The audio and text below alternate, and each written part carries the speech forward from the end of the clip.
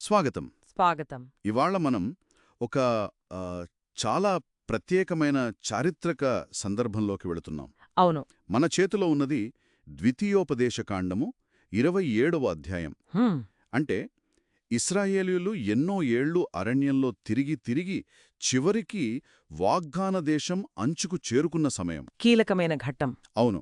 ఆ కొత్త భూమిలోకి అడుగుపెట్టే ముందు వారికి కొన్ని ముఖ్యమైన ఆదేశాలు, ఆచారాలు ఇచ్చారు. దీవెనలు ఉన్నాయి. అలాగే కొన్ని చాలా కఠినమైన శాపాలు కూడా ఉన్నాయి. నిజమే. అంటే ఇది కేవలం రూల్స్ చెప్పడం కాదు కదా, ఆ కొత్త దేశంలో వాళ్ల సమాజం ఎలా ఉండాలి, దేవునితో వాళ్ల బంధం ఎలా సాగాలి అనేదానికి ఒక ఒక పునాది వేస్తున్నట్టు అనిపిస్తుంది. ఖచ్చితంగా. అది కేవలం కొన్ని చట్టాలు కాదు, ఒక జీవన విధానానికి మార్గదర్శకాలవి. మోషే, పెద్దలు కలిసి ఇచ్చిన ఆదేశాలు. మరి ఈ ఆదేశాలు, ఈ ఆచారాలు ఎందుకంత ముఖ్యమన్నారు? వాటి వెనుక ఉద్దేశమేమై ఉంటుంది? కొంచెం వివరంగా చూద్దామా? తప్పకుండా. ఇది వాళ్ల చరిత్రలో ఒక టర్నింగ్ పాయింట్. భౌగోళికంగానే కాదు, మానసికంగా, ఆధ్యాత్మికంగా కూడా ఒక కొత్త దశలోకి వెళ్తున్నారు వాళ్ళు. అవును. ఈ అధ్యాయం ముఖ్యంగా దేవుని ధర్మశాస్త్రాన్ని ఆ కొత్త దేశంలో వాళ్ల రోజువారీ జీవితంలో ఎలా స్థిరపర్చాలి అనే దానిమీద ఫోకస్ చేస్తుంది. వాటిని ఎలా గుర్తుంచుకోవాలి, ఎలా అందరి ముందు ఒప్పుకోవాలి అనేదానికి స్పష్టమైన సూచనలు ఇస్తుంది. మొదటగా నా దృష్టిని ఆకర్షించిందేంటంటే ధర్మశాస్త్రాన్ని రాయడం, భౌతికంగా రాయడం. అవును. యోర్దాను నది దాటిన వెంటనే పెద్ద రాళ్లను నిలబెట్టి వాటికి సున్నం పూసి ఈ ధర్మశాస్త్ర వాక్యములన్నిటినీ వాటిపై రాయాలి. అవును. వచనాలు 2-3లో ఉంది. పెద్ద రాళ్ళు వాటికి సున్నం పూయడం ఎందుకు? కేవలం గుర్తుండటం కోసమేనా, లేక ఇంకేదైనా లోతైన అర్థముందా? కేవలం గుర్తుండటం ఒకటే కాదు, దాని వెనుక ఇంకా ఉంది. పెద్ద రాళ్ళు అంటే అవి స్థిరత్వం, శాశ్వతత్వం, ధర్మశాస్త్రం యొక్క ప్రాముఖ్యతను సూచిస్తాయి. మార్చలేనిది అని. ఆ ఉపరితలం నునుపుగా, తెల్లగా అవుతుంది. దానిమీద రాసిన అక్షరాలు చాలా స్పష్టంగా కనిపిస్తాయి. వచనం 8లో బహు విశదముగా రాయాలి అని నొక్కి చెప్పారు కదా. అంటే అందరికీ చదవడానికి వీలుగా ఉండాలి. ఖచ్చితంగా. ఇది రహస్యంగా ఉంచే మంత్రం కాదు, అందరికీ అందుబాటులో ఉండాలి. ప్రతి ఒక్కరూ చూడాలి, చదవాలి, అర్థం చేసుకోవాలి. నాకు తెలియదు అని చెప్పడానికి వీల్లేని బహిరంగ ప్రకటన అన్నమాట. అయితే ఇక్కడొక ఆసక్తికరమైన పాయింట్. ఈ రాళ్లను నిలబెట్టాల్సింది గిరిజిము కొండమీద కాదు, ఏబాలు కొండమీదట. అవును, వచనం 4లో అదే చెప్పారు. దీవెనల కొండ కాదు, శాపాల కొండ.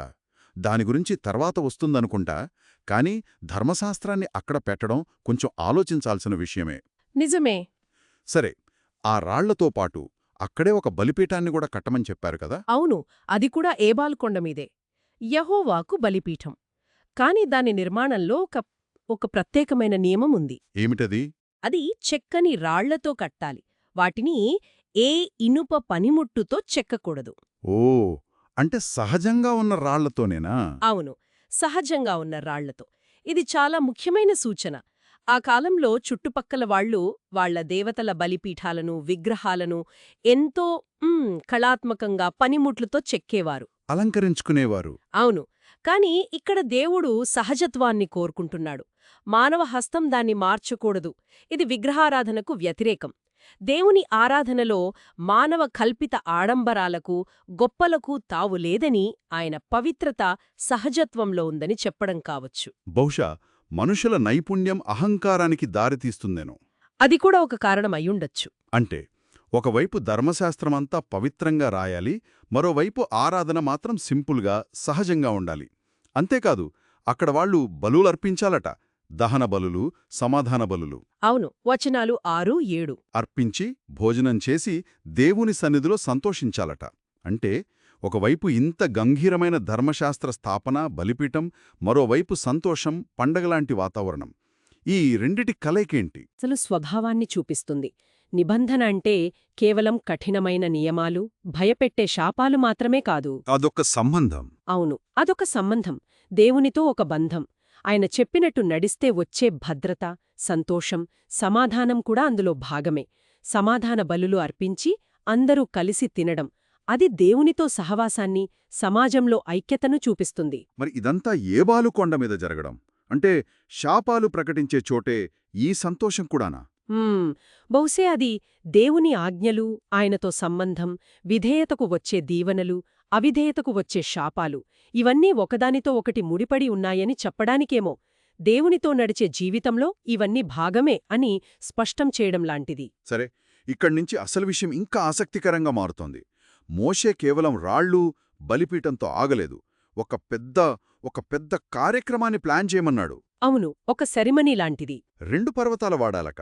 దీవెనల కోసం గెరిజిము కొండ, శాపాల కోసం ఏబాలు కొండ. అదే బలిపీఠం, రాళ్లున్న కొండ. వినడానికే చాలా డ్రమాటిక్గా ఉంది. నిజమే. 6 గోత్రాలు గెరిజీము వైపు, మరో 6 గోత్రాలు ఏబాలు వైపు నిలబడాలి. అవును, వచనాలు 11-13 వరకు. గెరిజీము వైపు షిమ్యోను, లేవి, యూదా, ఇశ్శాకారు, యోసేపు, బెన్యామీను. ఏబాలు వైపు రూబేను, గాదు, ఆషేరు, జెబూలూను, దాను, నఫ్తాలి. ఈ గోత్రాలను ఇలా ఎందుకు విభజించారు? ఏదైనా ప్రత్యేక కారణముందా, లేక ఊరికే చిరసగం తీశారా? ఆ విభజన వెనుక ఉన్న ఖచ్చితమైన లాజిక్ మనకు పూర్తిగా తెలియదు. కొందరు యాకోబు భార్యలైన లేయా, రాహేలు పిల్లల ఆధారంగా విభజించారు అంటారు. కాని దానికంటే ముఖ్యమైనది ఆ ఏర్పాట్లో ఉన్న సింబాలిజం. ప్రతీకాత్మకత.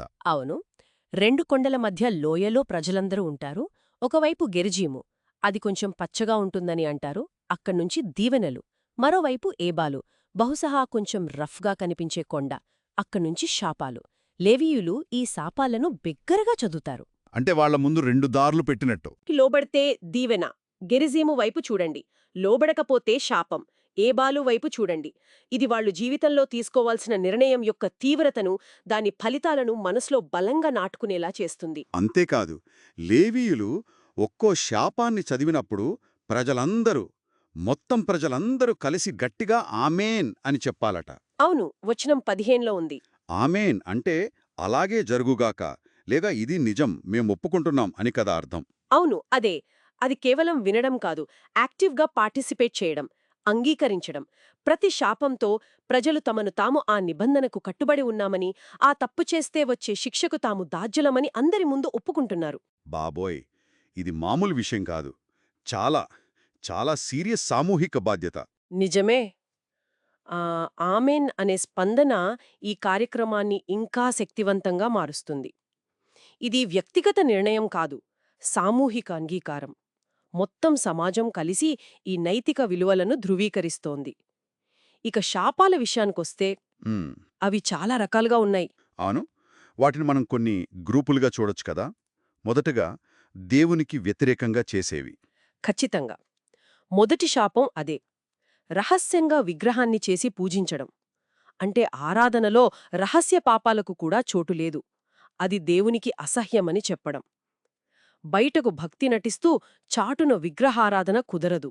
తర్వాత కుటుంబం, సమాజం పట్ల బాధ్యతను మర్చిపోవడం లాంటివి. తల్లిదండ్రులను తక్కువ చేసి చూడటం.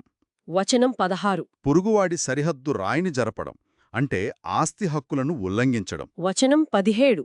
అది చాలా పెద్ద నేరం అప్పట్లో. గ్రుడ్డివాడిని తప్పుదారి పట్టించడం అంటే బలహీనులను మోసం చేయడం. వచనం 18. ఇవన్నీ సమాజపు పునాదులను కదిలించే పనులు. సరిగ్గా చెప్పారు. అలాగే సామాజిక న్యాయం గురించి కూడా గట్టిగానే చెప్పారు. పరదేశీకి, తండ్రి లేనివాడికి, విధవరాలికి న్యాయం తప్పించడం. వచనం 19. వాళ్లను కాపాడాల్సిన బాధ్యత ఉంది. నిర్దోషిని చంపడానికి లంచం తీసుకోవడం. వచనం 25. న్యాయ వ్యవస్థ పవిత్రత గురించిది. పురుగువాడిని చాటుగా కొట్టడం అంటే రహస్య హింస. వచనం 24. కేవలం బయటకు కనిపించే నేరాలే కాదు, చాటున చేసే అన్యాయాలు కూడా శాపగ్రస్తమైనవే అని స్పష్టం చేస్తున్నారు. ఇక లైంగిక నైతికత గురించి కూడా చాలా స్పష్టమైన హద్దులు గీశారు. తండ్రి భార్యతో, లేదా సొంత లేదా సవతి సహోదరితో, అత్తతో సంబంధాలు. వచనాలు 20, 22, 23 ఇవన్నీ తీవ్రమైన పాపాలుగా పరిగణించారు. అలాగే జంతువులతో సంభోగం కూడా. వచనం 21. ఇవన్నీ ప్రకృతి విరుద్ధమైనవి, సమాజానికి హాని చేసేవిగా చూశారు. ఇక్కడ మనం గమనించాల్సిన విషయం ఏంటంటే, ఈ శాపాల లిస్టు చాలా వైడ్గా ఉంది. అవును, కేవలం మతపరమైన తప్పులే కాదు, కుటుంబం, సమాజం, న్యాయం, నైతికత, వ్యక్తిగత ప్రవర్తన, జీవితంలో ముఖ్యమైన అన్ని అంశాలను టచ్ చేశాయి. ఇవి కేవలం చెయ్యకూడనివి అని చెప్పడం కాదు. ఇవి ఒక ఆరోగ్యకరమైన, నీతివంతమైన, బలహీనులను కాపాడే సమాజాన్ని కట్టడానికి అవసరమైన నైతిక సరిహద్దులు. ప్రతి శాపానికి ప్రజలు ఆమేన్ అనడం ద్వారా ఈ సరిహద్దులను తాము గౌరవిస్తామని, కాపాడతామని అందరూ కలిసి ప్రమాణం చేస్తున్నారు. చివరిగా ఒక అంబ్రెల్లా శాపం లాంటిదుంది. ఈ ధర్మశాస్త్ర వాక్యములన్నిటినీ గైకొనుక వాటిని స్థిరపరచనివాడు శాపగ్రస్తుడు. వచనం 26. మళ్ళీ అందరూ ఆమేన్. అంటే కేవలం పైన చెప్పిన స్పెసిఫిక్ పాపాలే కాదు, అసలు దేవుడిచ్చిన మొత్తం ధర్మశాస్త్రాన్నే పట్టించుకోకపోయినా, పాటించకపోయినా శాపమేనన్నమాట. ఇది మొత్తం నిబంధన పట్ల వాళ్ళ కమిట్మెంట్ని, బాధ్యతని సూచిస్తుంది. వమ్మో, ఇది చాలా చాలా బరువైన బాధ్యతలాగా అనిపిస్తుంది. నిజమే, ఆ నిబంధన యొక్క గంభీరతను ఇది నొక్కి చెబుతుంది.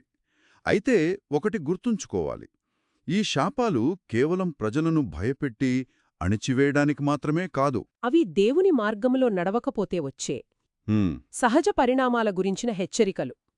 సరైన దారిలో నడిస్తే దీవెనలున్నాయని గెరీజీము కొండ గుర్తుచేస్తూనే ఉంది కదా. ఇదంతా ఎంపికకు సంబంధించిన విషయం. కాబట్టి మొత్తం కలిపి చూస్తే వాగ్దాన దేశంలోకి అడుగుపెట్టే ముందు ఇశ్రాయేలు సమాజం దేవుని చట్టాలను వాళ్ల జాతీయ జీవనానికి, వాళ్ల ఐడెంటిటీకి పునాదిగా స్వీకరిస్తోంది. అవును. అది కేవలం పైనుంచి వచ్చిన ఆర్డర్ కాదు. రాళ్లపై రాయడం, బలిపీఠం కట్టడం, కొండలపై నిలబడడం, అందరూ కలిసి ఆమేన్ చెప్పడం, ఇలా ప్రజలు యాక్టివ్గా పాల్గొని ఆ నిబంధనను తమదిగా చేసుకుంటున్నారు. ఇదొక సజీవమైన భాగస్వామ్యపు ఒప్పందం లాంటిది. ఖచ్చితంగా. ఇది దైవిక చట్టం ఆధారంగా ఒక జాతీయ గుర్తింపును, ఒక సామాజిక నిర్మాణాన్ని నిర్మించుకోవటం.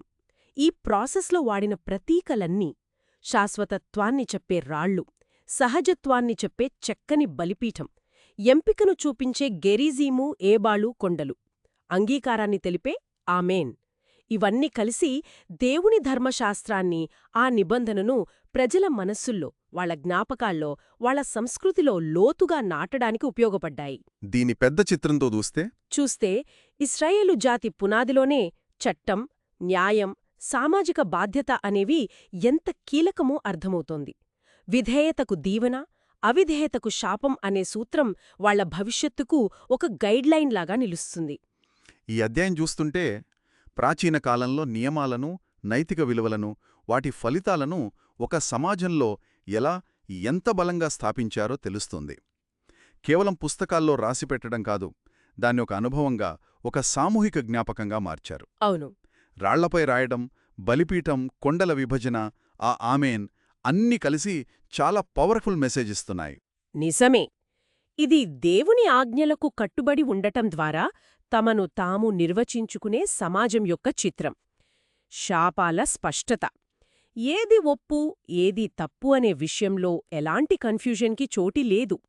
ప్రతి ఆమేన్తో సమాజం ఆ నైతిక విలువలను మళ్లీ మళ్లీ ధృవీకరిస్తోంది.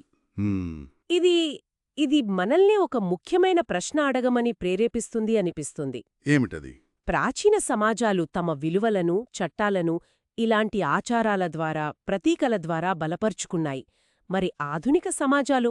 మనకిప్పుడు రాజ్యాంగాలు, చట్టసభలు, కోర్టులు ఉన్నాయి. అవును, పద్ధతులు చాలా మారాయి. మన దగ్గర అలాంటి కొండలు, రాళ్ళు లేవు. కాని ఆ మూలసూత్రాలు, అంటే విలువలను బహిరంగంగా ప్రకటించడం, వాటిని మీరితే పరిణామాలు ఉంటాయని చెప్పడం, ప్రజల సామూహిక అంగీకారం లేదా ఒప్పందం, అది సామాజిక ఆమోదం కావచ్చు, ఎన్నికలు కావచ్చు, పౌర బాధ్యత కావచ్చు. అవును. ఇవి నేటి మన చట్టపరమైన నైతిక వ్యవస్థలలో కూడా ఏదో ఒక రూపంలో కనిపిస్తున్నాయా?